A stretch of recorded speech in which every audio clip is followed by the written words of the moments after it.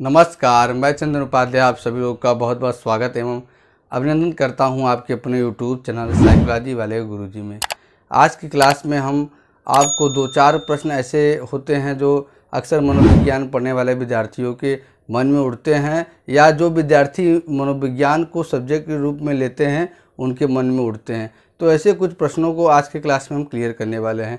हम आपको बताने वाले हैं कि आप मनोविज्ञान विषय ले तो क्यों लें, इसके पीछे क्या कारण है, और साथ ही साथ हम बताएंगे कि मनोविज्ञान के स्कोप क्या हैं, कौन कौन से करियर अपॉर्चुनिटी है।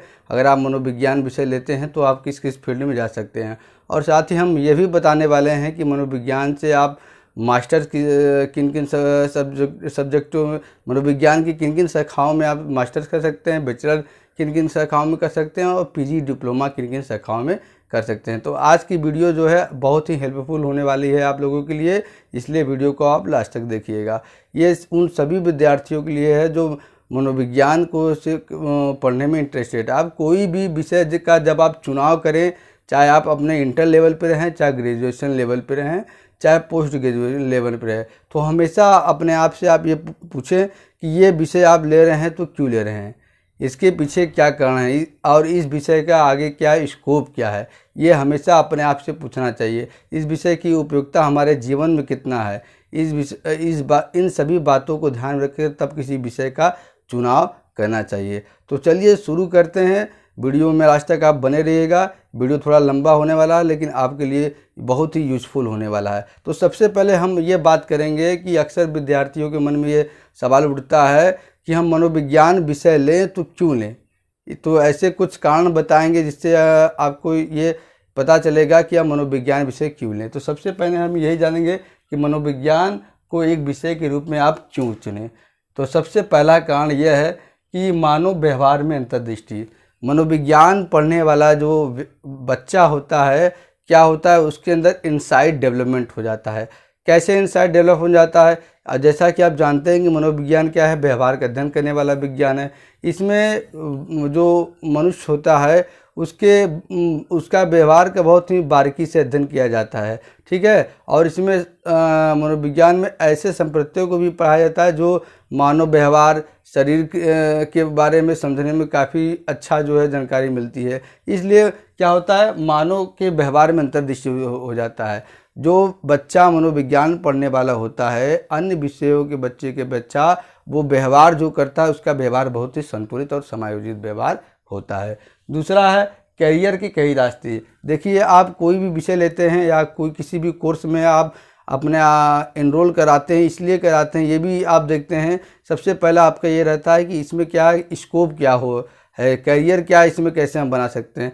तो मनोविज्ञान विषय की अगर हम बात करें तो आज के समय में ऐसा कोई क्षेत्र नहीं है, कोई एरिया नहीं है जहां मनोविज्ञान पढ़ने वाले बच्चे नहीं जा सकते हैं, जहां जिस क्षेत्र में मनोविज्ञान का स्कोप नहीं है। इसके बारे में हम आगे बताएंगे। हम आपको बस इतना बता दे रहे हैं कि आज के समय में ऐसा कोई भी क्षेत्र नहीं है जहां मनोविज्ञान पढ़ने वाले विद्यार्थी नहीं जा सकते हैं। तो दूसरा कारण यह है कि इसमें क्या है, आपके लिए जो है करियर के कई रास्ते हैं, कई फील्ड में आप जा सकते हैं, इसलिए आप लोगों को मनोविज्ञान विषय लेना चाहिए। तीसरा है लोगों के और अपने जीवन में बदलाव लाना।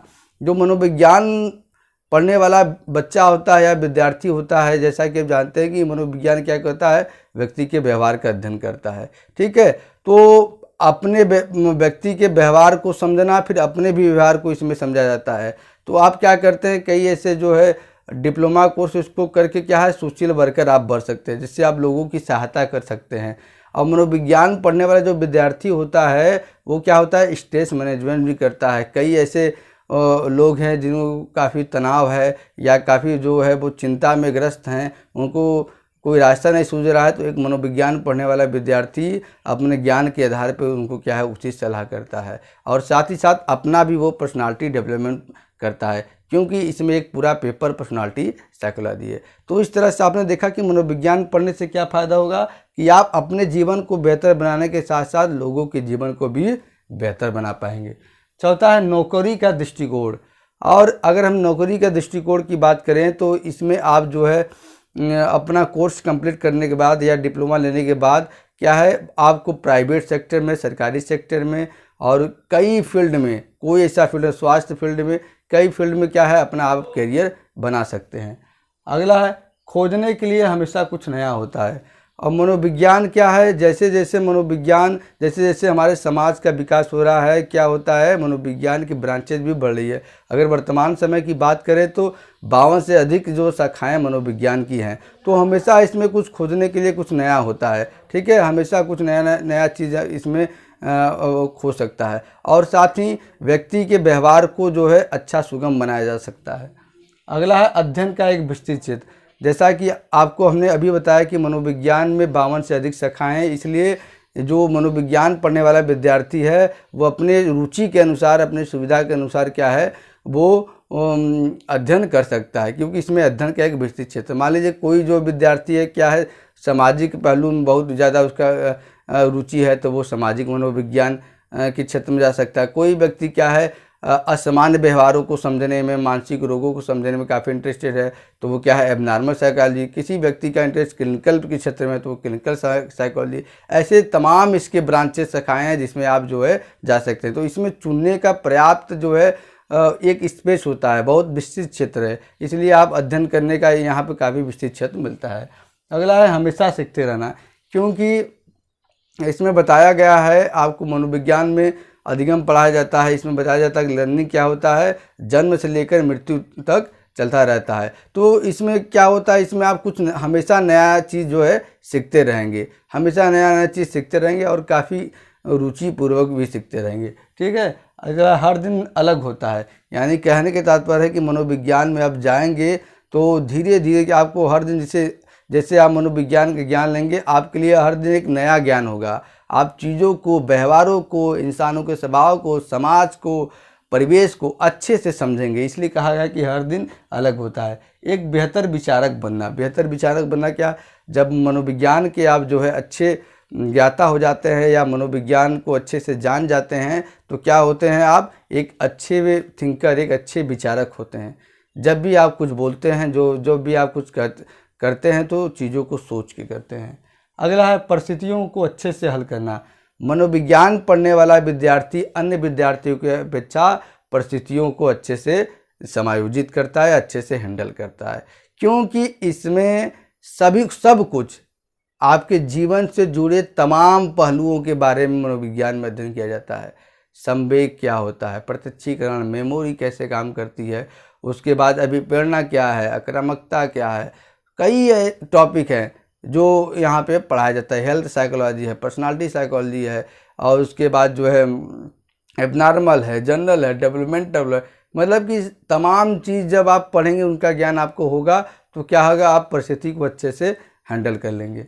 अगला है रुचि का विषय। जैसा कि कई विद्यार्थी ये होते हैं कि विषय बोरिंग उनको लगता है, इसलिए विषय को वो छोड़ देते हैं, लेकिन मनोविज्ञान एक ऐसा विषय है कि इसमें क्या है आपको बहुत रुचिपूर्वक आप इसका अध्ययन कर सकते हैं, क्योंकि इसमें ऐसा टॉपिक दिया हुआ है कि आपका जो है मन उसमें पूरा लगेगा और आप उसको अच्छे से अध्ययन कर सकते हैं। इसलिए मनोविज्ञान एक रुचिपूर्वक या रुचिपूर्ण विषय है। ठीक है, तो ये कुछ कारण थे जिसको हमने बताया कि आपको मनोविज्ञान को एक विषय के रूप में क्यों चुनना चाहिए। ठीक है, अब आगे हम बात करते हैं कि मनोविज्ञान में करियर क्यों बनाएं। देखिए, मनोविज्ञान में करियर आप इसलिए बना सकते हैं, क्यों, सबसे पहला तो इसमें क्या है, या आप जो इसमें करियर के कई रास्ते हैं। ठीक है, जॉब अपॉर्चुनिटीज़ कई हैं, और साथ ही साथ आप अगर दूसरों की मदद करना चाहते हैं तो उसके लिए भी। फिर क्या है, बदलती लाइफ स्टाइल में लोगों में स्ट्रेस का लेवल बढ़ा है। जैसे जैसे हमारा समाज विकास कर रहा है, लोग क्या है भौतिक सुख सुविधा के पीछे भागते जा रहे हैं, अपने लिए समय नहीं निकाल पा रहे हैं। जैसे थोड़ा सा भी लॉस उनको हुआ तो उनके अंदर स्ट्रेस का लेवल बढ़ जा रहा है। ये बड़ों की बात नहीं है, विद्यार्थियों की बात है। अक्सर विद्यार्थी क्या है पढ़ाई का प्रेशर नहीं झेल पाते हैं, परिवार का प्रेशर, समाज का प्रेशर, जिससे वो सुसाइड कर लेते हैं। तो मनोविज्ञान एक ऐसा विषय है कि जो है इन सभी चीज़ों को क्या है वो हल करता है, इन सभी चीज़ों का समाधान करता है। और मनोविज्ञान का कोर्स करने के बाद आप कहाँ जा सकते हैं, पब्लिक क्षेत्र में, ठीक, और प्राइवेट में, हेल्थ केयर क्षेत्र में, एजुकेशन क्षेत्र में, स्पोर्ट्स क्षेत्र में, और social work, therapy and counselling जैसे कई सेक्टर में अपना करियर बना सकते हैं। यानी कि एक लंबा स्पेस है आपको अपना करियर बनाने के लिए, किसी भी फील्ड में आप जा सकते हैं। तो ये रहा कि मनोविज्ञान में करियर क्यों बनाएं। अब कुछ मनोविज्ञान की जो महत्वपूर्ण ब्रांचेज है, जैसा कि आपको अभी हमने बताया कि मनोविज्ञान की तो ऐसे 52 से ज़्यादा शाखाएं हैं, लेकिन कुछ महत्वपूर्ण शाखाएं जो काफ़ी जिनमें काफ़ी ज़्यादा स्कोप तो सभी में है, लेकिन जो काफ़ी ट्रेंडिंग में है उसके बारे में बात करें। देखिए, सबसे पहला है क्लिनिकल साइकोलॉजी, ठीक, नैदानिक मनोविज्ञान। दूसरा एबनॉर्मल साइकोलॉजी, असामान्य मनोविज्ञान। तीसरा एजुकेशनल साइकोलॉजी, शैक्षिक मनोविज्ञान। चौथा कॉग्निटिव साइकोलॉजी, संज्ञानात्मक मनोविज्ञान। पाँचवा बिहेवियरल साइकोलॉजी, व्यवहारात्मक मनोविज्ञान। छठवां फॉरेंसिक साइकोलॉजी, ठीक है, फॉरेंसिक, देखिए ये फॉरेंसिक के क्षेत्र में भी। सातवां ऑक्यूपेशनल या इंडस्ट्रियल, यानी कि व्यावसायिक या औद्योगिक मनोविज्ञान। डेवलपमेंटल साइकोलॉजी, विकासात्मक मनोविज्ञान। मेडिकल हेल्थ, देखिए मेडिकल हेल्थ साइकोलॉजी, ठीक, बायो साइकोलॉजी, जैव मनोविज्ञान। मीडिया साइकोलॉजी, यानी कि मीडिया में भी आप जा सकते हैं। तो ये कुछ महत्वपूर्ण ब्रांच है जिनके बारे में मैंने बताया कि ये काफ़ी ट्रेंडिंग कर रहा है और इसमें जो है बच्चे अक्सर इसको चूज कर रहे हैं। तो अब हम बात करेंगे कि मनोविज्ञान का कोर्सेज का लिस्ट, यानी कि मनोविज्ञान जब आप पढ़ेंगे तो मनोविज्ञान विषय लेने की शुरुआत कहाँ से होती है? इंटरमीडिएट से, यानी जब आप इंटर में प्रवेश करते हैं तो वहाँ से मनोविज्ञान विषय की पढ़ाई शुरू होती है, वहाँ पे आप ले सकते हैं। उसके बाद हम आगे बढ़ते हैं, बैचलर्स में आते हैं, ठीक है। यहाँ पे एक बात आपको बताना आवश्यक है कि अगर आपने इंटर मनोविज्ञान नहीं लिया है फिर भी आप क्या है, आप अपना बैचलर्स या बीए या बीएससी क्या है आप मनोविज्ञान से कर सकते हैं। देखिए बैचलर्स में कितने कोर्स हैं। पहले तो बीए साइकोलॉजी होता है, ठीक, बीए साइकोलॉजी। फिर होता है बीएससी कॉग्निटिव साइंस, ठीक, बीएससी कॉग्निटिव साइंस से कर सकते हैं। बीएससी हेल्थ बिहेवियर साइंस, फिर बीएससी साइकोलॉजी, बीएससी साइकोलॉजी भी अब होता है। फिर बीएससी बिजनेस साइकोलॉजी, फिर बीएससी फॉरेंसिक साइकोलॉजी। फिर आगे बढ़ते हैं हम, और आगे है बीएससी क्रिमिनोलॉजी एंड साइकोलॉजी, फिर बीएससी सोशल साइकोलॉजी, फिर बीए डेवलपमेंटल स्टडीज। यानी कि इतने कोर्सेज हैं जो आप उनसे अपना बैचलर्स कर सकते हैं मनोविज्ञान को लेके, ठीक। अब अगर हम बात करते हैं कि आप जो है बीए करने के बाद आगे मनोविज्ञान में इंटरेस्टेड हैं, पढ़ने के लिए मनोविज्ञान में अपना करियर बनाना चाहते हैं, तो आपको मास्टर्स करना चाहिए। अब मास्टर्स में क्या कर सकते हैं आप? एमए एमएससी साइकोलॉजी कर सकते हैं, ठीक है, एमएस साइकोलॉजी से एमएससी साइकोलॉजी से, फिर एमएससी ऑर्गेनाइजेशनल साइकोलॉजी से, फिर MSc clinical psychology, MA counselling psychology, MSc behavioural science, फिर एमएससी डेवलपमेंटल साइकोपैथोलॉजी, फिर एमए डेवलपमेंटल साइकोलॉजी रिसर्च के क्षेत्र में, रिसर्च मेथड, फिर एमए एड करिकुलम, यानी कि क्या होता है, इंस्ट्रक्शनल एंड एजुकेशनल साइकोलॉजी आप एमए से कर सकते हैं। फिर ये तो बात रहा मास्टर्स का, इतने कोर्सेज में क्या से आप क्या कर सकते हैं, मास्टर्स अपना कंप्लीट कर सकते हैं। फिर अब कई बच्चों का ये प्रश्न होता है, सर कि मास्टर्स के बाद हम क्या करें, ठीक है, मास्टर्स के बाद अगर हम मनोविज्ञान पढ़ने में इंटरेस्टेड हैं तो हम क्या करें। देखिए मास्टर्स के बाद आप दो चीज़ कर सकते हैं। पहले तो मास्टर्स के बाद आप जो है डिप्लोमा कर सकते हैं, ठीक, डिप्लोमा अगर आपको और अच्छा जॉब, ऐसे तो मास्टर्स के बाद भी कई ऐसे जॉब है जो मनोविज्ञान पढ़ने वाले विद्यार्थी को मिल सकती है, लेकिन और भी अच्छा जो जॉब आपको चाहिए या उसमें सैलरी भी अच्छा रहेगा तो आपको डिप्लोमा किसी न किसी से करना होगा। तो देखिए डिप्लोमा क्या होता है, ये है, पहला है PG diploma in counselling psychology, ठीक है, PG diploma in clinical psychology, PG diploma in family and child psychology, फिर PG diploma in industrial psychology, फिर PG diploma in sports psychology, फिर PG diploma in rehabilitation psychology. तो इतने चीज़ से क्या है आप डिप्लोमा कोर्स कर सकते हैं। यह कोर्स क्या है, लगभग साल भर का भी होता है, 2 साल का भी होता है। इसको करने के बाद कई ऐसे क्षेत्र में आप जो है अपना करियर बना सकते हैं, ठीक। तो ये बात हो गया डिप्लोमा का, यानी कि कई बच्चे पूछते हैं कि एमए के बाद क्या करें, तो एमए के बाद आप डिप्लोमा कर सकते हैं किसी एक मनोविज्ञान के क्षेत्र से। और साथ ही साथ अगर आप आगे टीचिंग के क्षेत्र में जाना चाहते हैं तो वही हम बात कर रहे हैं कि करियर स्कोप, इसमें हम विस्तार से बात करेंगे कि कहाँ जा सकते। सबसे पहला स्कोप क्या है, टीचिंग के क्षेत्र में। यदि कई विद्यार्थी ऐसे हैं जिनको वो क्या है मनोविज्ञान विषय को पढ़ाना चाहते हैं, उसका क्या है प्रोफेसर बनना चाहते हैं, तो उनको क्या करना होगा, एमए के बाद सिंपली उनको क्या है नेट जेआरएफ की तैयारी करनी होगी, नेट जेआरएफ उनको निकालना होगा, ठीक है। नेट जेआरएफ निकाल के वो पीएचडी करके प्रोफेसर बन सकते हैं, या तो वो जो है एमफिल और पीएचडी करके भी वो प्रोफेसर बन सकते हैं, ठीक है।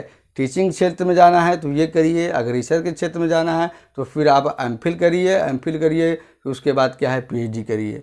ठीक है, आप रिसर्च के फील्ड में भी जा सकते हैं। तो आप समझ गए कि अगर आप टीचिंग क्षेत्र में जाना चाहते हैं तो आपको क्या करना होगा, एमए के बाद एमफिल पीएचडी आप कर सकते हैं, या तो नेट जेआरएफ निकाल कर आप पीएचडी करके आप एक प्रोफेसर की परीक्षा देके प्रोफेसर बन सकते हैं, और अच्छा खासा इसका सैलरी है आज के समय मनोविज्ञान का।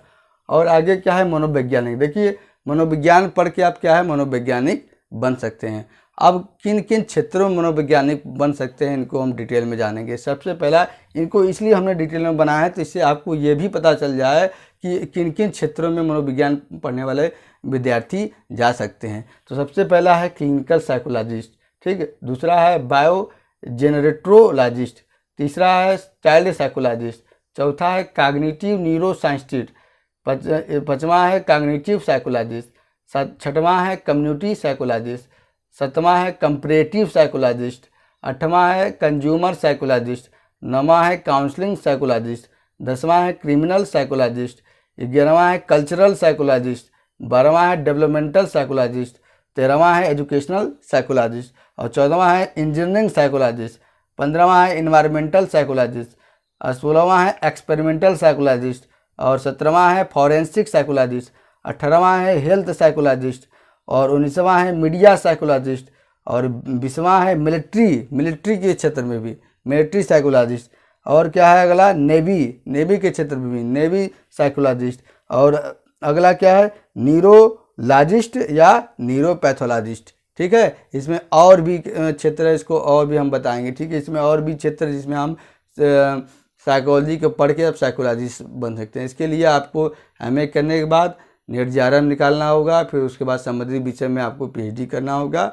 ठीक है, और कुछ न कुछ क्या है आपको नया जो है इसमें खोज करना होगा, जो आपको एपीए द्वारा या तो जो भारत में मनोवैज्ञानिक संस्था है उसके द्वारा प्रमाणित होगी, तभी आप मनोवैज्ञानिक कहलाएंगे। तो आगे हम इसके देखते हैं कि अभी और क्षेत्र इसके बारे में हम बात करते हैं। अभी हमने देखा कि कई ऐसे क्षेत्र हैं जिसमें आप मनोविज्ञान पढ़ के मनोवैज्ञानिक बन सकते हैं। कुछ और भी क्षेत्र हैं जिसमें आप क्या है मनोवैज्ञानिक बन सकते हैं। देखिए न्यूरो साइकोलॉजिस्ट है, ऑर्गेनाइजेशनल इंडस्ट्रियल साइकोलॉजिस्ट है, साइकेट्रिस्ट यानी कि मनोचिकित्सक, और स्कूल साइकोलॉजिस्ट है, फिर सोशियल जेरोंटोलॉजिस्ट है, फिर सोशल साइकोलॉजिस्ट है, फिर अगला है स्पिरिचुअल साइकोलॉजिस्ट, फिर अगला है स्पोर्ट्स साइकोलॉजिस्ट, और अगला है ट्रांसपर्सनल साइकोलॉजिस्ट। देखिए मनोविज्ञान आप पढ़ के विभिन्न क्षेत्रों में क्या है साइकोलॉजिस्ट यानी कि मनोवैज्ञानिक बन सकते हैं। और इसका बताने का ये मेरा उद्देश्य था कि साथ ही साथ आप ये भी जान जाएं कि किन किन क्षेत्रों में मनोविज्ञान पढ़ के आप जा सकते हैं। तो ये तो मनोवैज्ञानिक की बात हुई। अब हम बात करते हैं कि थेरेपिस्ट किन किन क्षेत्रों में आप एक थेरेपिस्ट बन सकते हैं। तो सबसे पहला है आर्ट थेरेपिस्ट, दूसरा है कॉग्निटिव बिहेवियरल थेरेपिस्ट, तीसरा है डांस मूवमेंट थेरेपिस्ट, चौथा है एक्सरसाइज थेरेपिस्ट, पांचवा है एक्सेंटियल थेरेपिस्ट, और छठवां है लाइफ कोच, सातवां है मैरिज फैमिली थेरेपिस्ट, आठवां है म्यूजिकल थेरेपिस्ट, नौवां है ऑक्यूपेशनल थेरेपिस्ट, 10वां है फिजिकल थेरेपिस्ट, 11वां है सेक्स थेरेपिस्ट, 12वां है स्पीच पैथोलॉजिस्ट, और 13वां है ट्रांसपर्सनल थेरेपिस्ट। तो आप जो है विभिन्न डिप्लोमा करके आप जो है इतने फील्ड में एक थेरेपिस्ट बन सकते हैं। अब हम बात करते हैं कि काउंसलर आप किस किस क्षेत्र में बन सकते हैं। तो देखिए educational counsellor, army mental health specialist, career counsellor, child abuse counsellor, child paediatric counsellor, फिर कम्युनिटी मेंटल हेल्थ काउंसलर बन सकते हैं, फिर couple counsellor, crisis intervention specialist, फिर डिप्रेशन काउंसलर, फिर डोमेस्टिक वायलेंस काउंसलर, फिर जेरिएट्रिक काउंसलर, फिर ग्रिप काउंसलर, और फिर लाइसेंस प्रोफेशनल काउंसलर, फिर अगला मैरिज एंड फैमिली काउंसलर, फिर अगला है मेंटल हेल्थ काउंसलर, फिर मल्टी कल्चरल काउंसलर, फिर अगला है पेस्टोरल काउंसलर, फिर अगला है रिहैबिलिटेशन काउंसलर, फिर अगला है स्कूल काउंसलर, और अगला है स्पिरिचुअल काउंसलर, और इधर है substance counsellor, suicide interventional counsellor, transformational counsellor,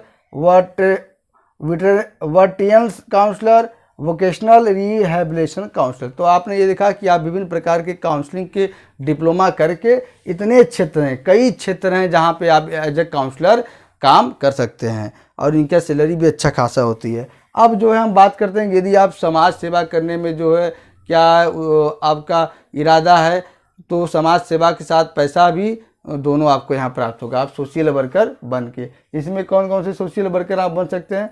addiction social worker, child paediatric social worker, clinical social worker, community social worker, correction social worker, disability policy social worker, family social worker, mental health social worker, military social worker, public health social worker, substance abuse social worker, psychiatrist social worker और जेनेरिएटिक social worker. तो इतना क्या है, आप क्षेत्र में social worker बन सकते हैं। इसके अलावा कुछ और पद हैं जिनमें आप जा सकते हैं, जैसे ह्यूमन रिसोर्स मैनेजर यानी कि HR, अगला है बिजनेस इंटेलिजेंस मैनेजर, अगला है फैमिली सर्विस वर्कर और प्रोफेसर, जिसके बारे में हमने बताया। तो आपने देखा कि मनोविज्ञान का क्षेत्र जैसे व्यापक और विस्तृत है, साथ ही साथ उसका जो कैरियर में जाने का रास्ता है वो भी काफ़ी विस्तृत और व्यापक है। आप किसी भी क्षेत्र, मनोविज्ञान के किसी भी क्षेत्र में अपना करियर बना सकते हैं और तमाम संभावनाएं यहाँ पे मौजूद है, और उसमें क्या है, आपको अच्छी खासी सैलरी भी प्रोवाइड की जाती है। तो आज के क्लास हमारे बनाने के यही उद्देश्य था कि आप मनोविज्ञान के विद्यार्थी हैं, मनोविज्ञान पढ़ रहे हैं, तो आपको ये पता होना चाहिए कि मनोविज्ञान क्यों पढ़ रहे हैं और इसमें क्या क्या स्कोप है, किन किन क्षेत्रों में है और कौन कौन से कोर्सेज आप करके जो है आगे कुछ बन सकते हैं। तो आशा करते हैं आज का वीडियो आपको पसंद आया होगा। अगर वीडियो आपके लिए ज़रा भी हेल्पफुल हो तो चैनल को सब्सक्राइब करके बेल आइकन को प्रेस कर दीजिएगा और वीडियो को लाइक कर दीजिएगा, क्योंकि इस चैनल पे मैं साइकोलॉजी से रिलेटेड इसी प्रकार के बेहतरीन कंटेंट को लाता रहता हूँ। आज की क्लास में इतना ही, मिलते हैं अपने अगली क्लास में, तब तक के लिए आपका बहुत बहुत धन्यवाद।